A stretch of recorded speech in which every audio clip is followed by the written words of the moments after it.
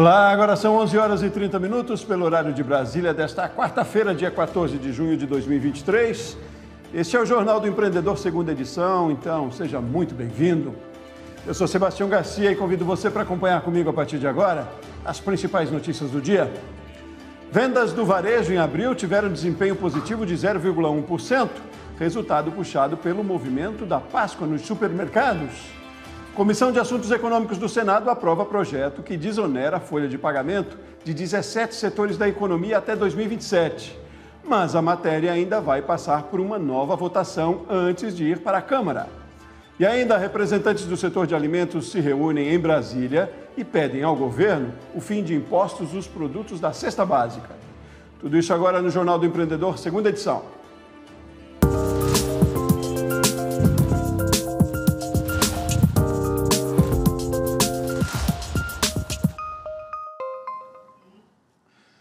O volume de vendas do comércio varejista brasileiro apresentou variação de 0,1% em abril, na comparação com o mês anterior.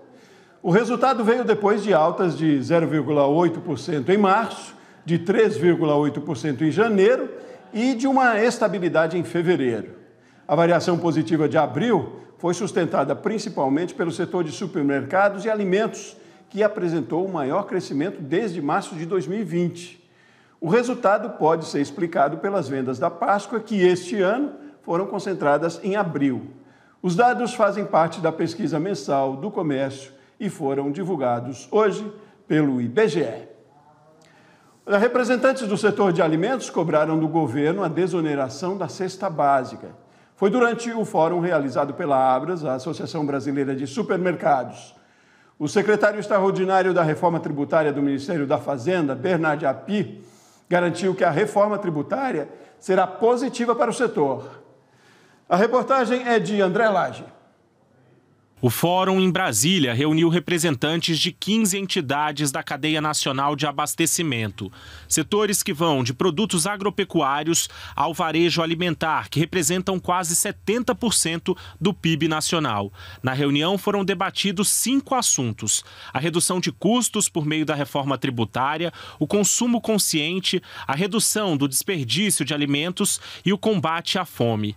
O presidente da Abras, por videoconferência, falou sobre a importância da união dessas entidades para debater temas importantes para o setor e para o país. Estamos lutando, trabalhando, para que essa reforma tributária mantenha o seu princípio, que é o da simplificação, da segurança jurídica, o fim da guerra fiscal, a possibilidade de recebermos aqui outras empresas que tenham um ambiente de negócio que realmente traga segurança.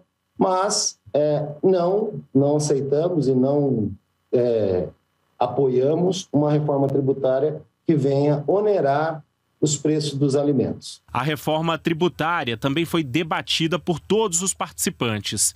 O setor supermercadista defende a desoneração da cesta básica, que pode ser mais prejudicada com o aumento dos tributos. Os 30 milhões de pessoas vulneráveis no Brasil não podem ser oneradas com imposto sobre a cesta básica. É um problema de fome, problema de sobrevivência, de alimentação. Uma pessoa que, por exemplo, que recebe R$1.000, gasta R$1.000 em alimentação e bens de consumo, vai ter que pagar 1.300 ou 1.250 por esses mesmos R$1.000 a partir do IVA. E aí nós não vamos devolver os 250. Se é para devolver, é melhor não cobrar. Essa é a nossa lógica tão racional da simplificação que a reforma tributária deve trazer. O texto preliminar da reforma tributária já foi apresentado na Câmara dos Deputados pelo grupo de trabalho que analisa o assunto. A previsão é de que o relatório deve ser votado pelo plenário da Casa já na primeira semana de julho. O assunto foi discutido pelo secretário extraordinário da Reforma Tributária do Ministério da Fazenda, Bernard Api. Ele defendeu que a mudança no sistema de tributação do Brasil não vai impactar negativamente no setor de alimentos e garantiu que a aprovação da proposta, que simplifica a cobrança de impostos, vai aumentar a demanda por alimentos no país. Por que eu tenho certeza absoluta? Por vários motivos. Primeiro, porque a reforma tributária tem efeito positivo sobre o crescimento. Mesmo supondo a ideia de alíquota uniforme para tudo, os cálculos todos mostram que já teria um aumento na demanda de alimentos no Brasil, mesmo supondo. Então, essa preocupação do setor, vai ser um desastre, não é verdade. Mesmo se tivesse alíquota uniforme, todos os cálculos que são bem feitos, modelos extremamente bem elaborados, mostram que o efeito seria positivo. Bernard Api também argumentou que a implementação do sistema de cashback para as famílias de baixa renda será benéfica para o setor. A ideia é ter um cashback. Vocês vão ver, mesmo que tenha desoneração da cesta básica, vai ter o cashback. E o cashback favorece a demanda de alimentos por definição. Você favorece mais as famílias de baixa renda, quando aumenta a renda das famílias de baixa renda, aumenta a demanda por alimentos. Essa é a consequência. Então, com certeza, vai ter um efeito positivo sobre a demanda de alimentos nesse desenho que está sendo feito. As parcerias entre empresas podem trazer inúmeras vantagens competitivas e ajudar a alavancar os negócios. Mas são muitos os fatores que envolvem a decisão de firmar uma parceria. Vamos entender um pouco mais sobre esse assunto? Aqui comigo, Caroline Meira, coordenadora de comunicação da Aliança Empreendedora. Oi, Caroline, bom dia, tudo bem? Alô, Caroline? Tivemos um problema técnico com Caroline, né? Nós vamos seguir, vamos tentar restabelecer a nossa comunicação com Caroline. Bom, seguimos por aqui então. A Comissão de Assuntos Econômicos do Senado aprovou o projeto que prorroga a desoneração da folha de pagamento e preserva o emprego de 9 milhões de pessoas em todo o Brasil. Construção civil, indústria têxtil, fábricas de calçados, veículos, call center, empresas de comunicação e tecnologia da informação.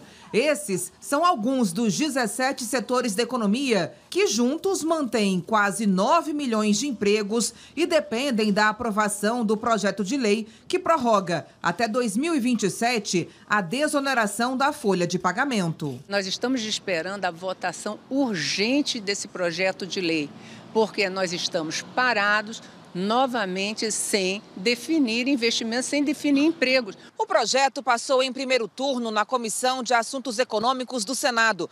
Uma segunda votação é necessária e não deverá ter um resultado diferente. A que está em vigor vence no fim deste ano. Permite que as empresas paguem alíquotas de 1% a 4,5% sobre a receita bruta, em vez de 20% sobre a folha de salários. No Senado foi aprovada ainda a inclusão de pequenos municípios. O custo deles com a Previdência vai cair de 20% para 8%.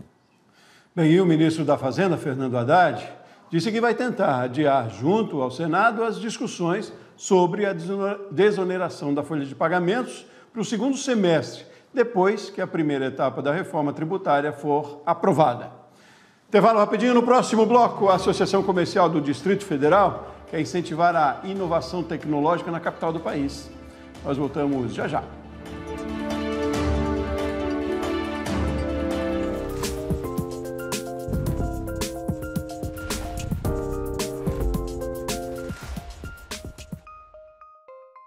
Faltam 20 minutinhos para o meio-dia, estamos de volta aí ao vivo com o Jornal do Empreendedor, segunda edição. Um relatório divulgado por um comitê de investigação independente contratado pelas lojas americanas aponta que demonstrações financeiras da empresa foram adulteradas com o conhecimento da diretoria anterior. Um dos instrumentos era a falsificação de contratos com fornecedores que dariam descontos em troca de publicidade. Mas o desconto não existia. Segundo o informe, o rombo nas contas da rede é de pelo menos 45 bilhões de reais, mais que o dobro do valor estimado em fevereiro. O Conselho de Administração da empresa garante que orientou os assessores que elaboraram o relatório a encaminhar essas informações às autoridades. As lojas americanas passam por um processo de recuperação judicial.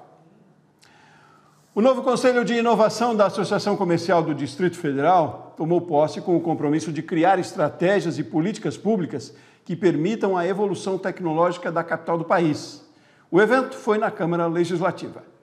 À frente da proposta, líderes e nomes influentes, como a diretora do canal Empreender, Silvia Rebelo, que dividiram o mesmo palco com uma anfitriã diferente, a Liana, um avatar de inteligência artificial que representa o caminho para o futuro. Líderes do setor desempenharão um papel relevante na formulação de estratégias e direcionamento das políticas de inovação da nossa capital. E se tecnologia e inovação são as palavras de ordem para o presidente do Conselho, Luciano Maia, um dos desafios que vem pela frente é apresentar e defender propostas que unam esses dois conceitos e que valorizem e incentivem os empreendedores do setor. O time que forma esse conselho é um time de grandes empreendedores, todos eles com um currículo muito extenso. São homens e mulheres realmente realizadores. Então temos entendido que a missão que nos foi dada, de fato, será realizada. Outro ponto da lista de prioridades do Conselho de Inovação da ACDF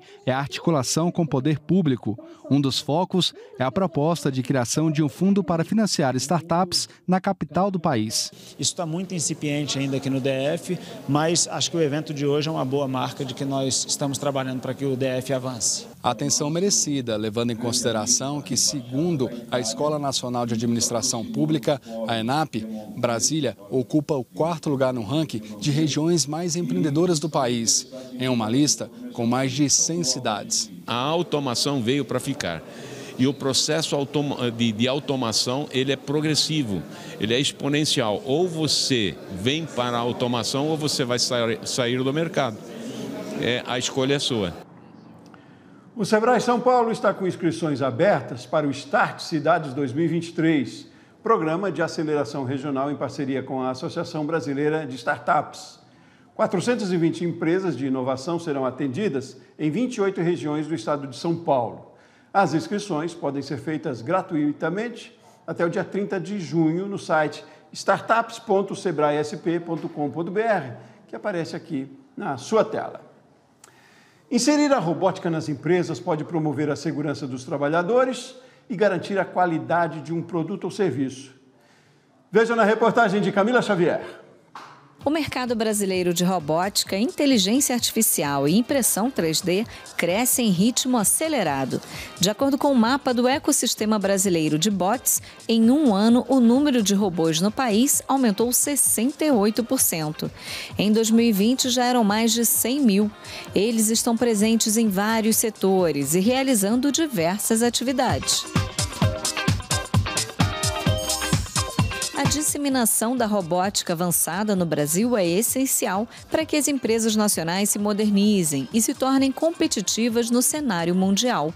O maior evento de inovação capixaba, o Espírito Santo Innovation Experience, promovido pelo Sebrae do Estado, trouxe na edição deste ano o Espaço Robótica, que proporcionou aos visitantes uma experiência imersiva e interativa. Hoje nós estamos trazendo um robô de alto atendimento que serve para assessorar as pessoas em áreas administrativas. Estamos trazendo um robô cachorro, que serve para fazer inspeções em áreas industriais, eliminando a necessidade da pessoa ir até o local. Temos um óculos de realidade virtual para dar treinamento de segurança às pessoas, ou seja, o empregado chega, em vez de ir à área, ele é treinado através da realidade virtual, dando mais confiança para ele poder chegar e ter segurança em seus processos. Temos um drone que faz imagens termográficas, ou seja, a gente consegue evitar de subir um andaime de uma pessoa e não trabalha em altura. Você coloca o drone lá, ele vai inspecionar e vai ver se a temperatura, se a tubulação tem corrosão. E aí a gente elimina o homem a um risco de segurança. Robôs e inteligência artificial são soluções que estão cada vez mais incorporadas no dia a dia das empresas, que por meio delas buscam tornar os processos mais autônomos, reduzir custos, melhorar a experiência do cliente e minimizar a exposição do negócio a riscos. Ao você tirar o fator humano em alguns locais, você está salvando vidas. Como, por exemplo, vamos pensar que está um caminhão entrando numa mina e essa mina desaba. Se esse caminhão for autônomo, você não tem o risco de ter uma pessoa lá presa, Você tem apenas a perda material. As empresas brasileiras têm buscado cada vez mais tecnologia para aumentar a produtividade e ganhar competitividade no mercado industrial. Este veículo, por exemplo, dirige numa velocidade programada dentro da indústria, sem a necessidade de um motorista. O caminhão consegue carregar e descarregar pequenos volumes. Você ter uma tecnologia tão avançada dentro da sua empresa é um diferencial.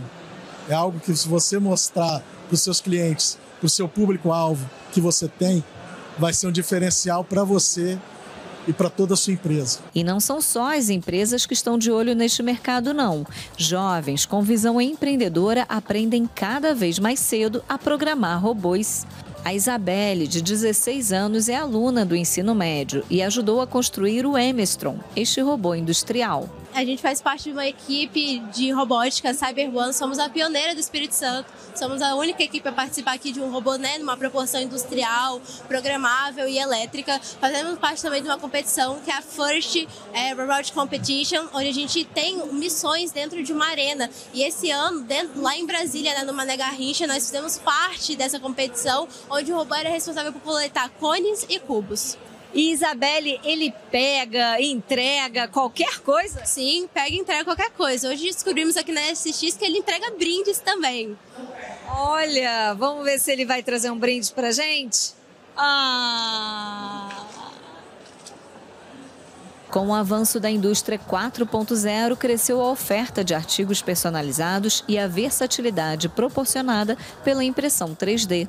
Uma tecnologia mais acessível, com um custo menor, muito utilizada por startups que trazem soluções inovadoras para o mercado. O pessoal da saúde, eles tinham uma demanda, que era produzir órteses, né, para substituir talvez um gesso, uma tala. E a ideia que a gente teve foi justamente produzir essas órteses na impressão 3D. A impressão 3D com esse filamento PLA, né, um plástico biodegradável, um plástico acessível e fácil de ser moldado. Então a ideia é a facilidade e também com relação ao preço, né, um preço mais acessível para essa condição de trabalho. Mas com tantas tecnologias e robôs programáveis, será que os humanos um dia serão substituídos? O robô ele não vem para substituir, ele vem para somar. Então toda a parte de tecnologia ela vem para agregar e nos dar mais segurança, auxiliar em tratamentos da parte de meio ambiente e deixar o nosso sistema mais competitivo. Então a robotização, as tecnologias, a inteligência artificial são somadores de força. Meu nome é Steel, sou um novo integrante da equipe de transformação digital da ArcelorMittal. Muito bem, vamos voltar a falar sobre a importância das parcerias para os negócios. Retomamos o nosso contato aqui com a Caroline Meira, coordenadora de comunicação da Aliança. Oi, Caroline, agora a gente consegue? Tudo bem? Bom dia. Bom dia, Sebastião. Bom dia a todos. Ótimo. É isso, tecnologia é isso, né, Caroline? Mas vamos lá para o assunto que nos interessa. Por que as parcerias são tão estratégicas para os negócios? Então, acho que é muito comum, né, os empreendedores no início terem às vezes uma percepção de que ele está sozinho, ou que ele precisa fazer sozinho, ou que ele precisa fazer as coisas escondido, não pode falar para todo mundo. Mas as parcerias ajudam tudo a ficar muito mais leve e o negócio ir mais para frente.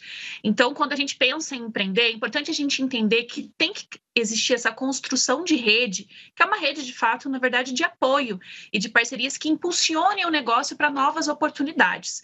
Então, com as parcerias, esse empreendedor ele tem o potencial de explorar novos mercados, tem o potencial também de conseguir alcançar novos clientes e tem o potencial de fortalecer o seu negócio a longo prazo, criando essa rede de oportunidades. Não, então entendido, ótimo, entendido os benefícios. Como faz, então, para estruturar ou mapear as parcerias efetivas e certas? Bom, a gente tem algumas opções, né, para o empreendedor conseguir desenvolver esse olhar. Então, o primeiro passo é conseguir mapear oportunidades de parcerias que estejam próximas. Então, identificar onde o seu negócio está, a sua área de atuação. Se for um negócio no ponto fixo, é até melhor, porque você pode partir realmente no seu entorno, assim, que outros negócios da sua região podem ser colaborativos com você.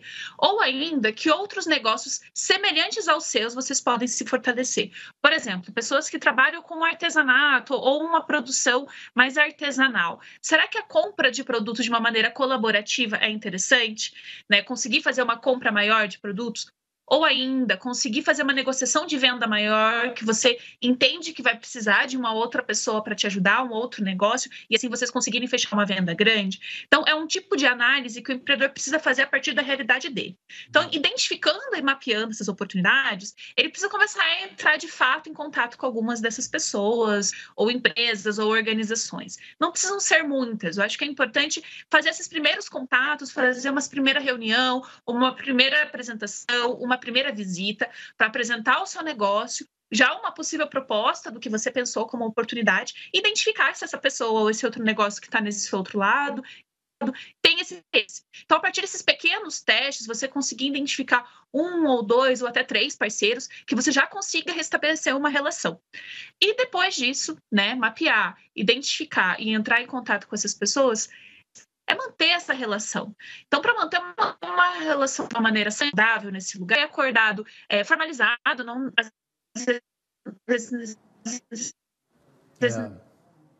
Todo mundo está muito ciente desses combinados que foram feitos, desse ganha-ganha que acontece, e depois fazer a manutenção dessa relação, para que ela, de fato, consiga se fortalecer, criar uma maturidade e trazer desenvolvimento para o negócio a longo prazo. Certo, ótimo. Mesmo com probleminhas, a gente conseguiu dar o recado, conseguiu entender, né? Caroline, muito obrigado mais uma vez pela sua participação, viu? Ótimo dia para você. Eu que agradeço. Bom dia para você também, Sebastião e equipe. Vamos lá, seguimos por aqui. Olha, frango e carne estão mais baratos nos supermercados. Outros itens também caíram de preço e no acumulado dos últimos 12 meses, a inflação do setor ficou em 1,84%, o menor patamar dos últimos 5 anos. Quando o preço do frango tá bom, a Josefa dá um jeito de incluir o alimento em qualquer receita. O sashimi que eu compro mais, eu faço carbonara, macarrão à carbonara com frango. Você põe frango no carbonara junto com o bacon? Sim, é bacon, frango e linguiça calabresa. Dependendo da quantidade, o quilo da coxa de frango nesse açougue sai por R$10. Depois de 2 anos de alta, o frango voltou a cair. A baixa no acumulado do ano é de mais de 11%. A carne bovina também apresenta queda de 5% esse ano. E no acumulado dos últimos 12 meses, a baixa já supera 9%. E não são só as carnes. O índice acumulado de inflação nos supermercados, que mede quase 300 itens, ficou em 1,84% no acumulado dos últimos 12 meses, menor patamar em 5 anos.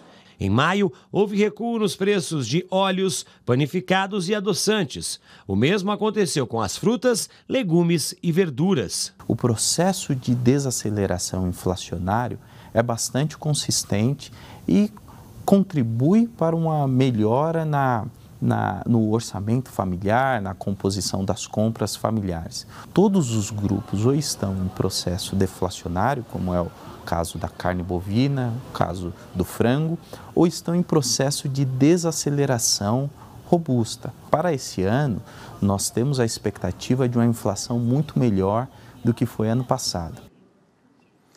Agora, um pouco de agronegócio. A Associação Nacional dos Exportadores de Cereais divulgou nova previsão para a exportação de grãos. Em relação à soja, o volume previsto para junho é de até 14 milhões e 750 mil toneladas. Até a semana passada, a expectativa era de 13 milhões e 111 mil toneladas. A expectativa para as vendas externas do milho caíram de 1 milhão e 658 mil para 1 milhão 591 mil toneladas. E a perspectiva do trigo subiu de 33 mil para 58 mil toneladas. As previsões são divulgadas semanalmente. Muito bem, a gente fica por aqui. Outras notícias ao vivo aqui de Brasília, na terceira edição do Jornal do Empreendedor, às 7h30 da noite. Uma ótima tarde para você, ótimos negócios e até mais.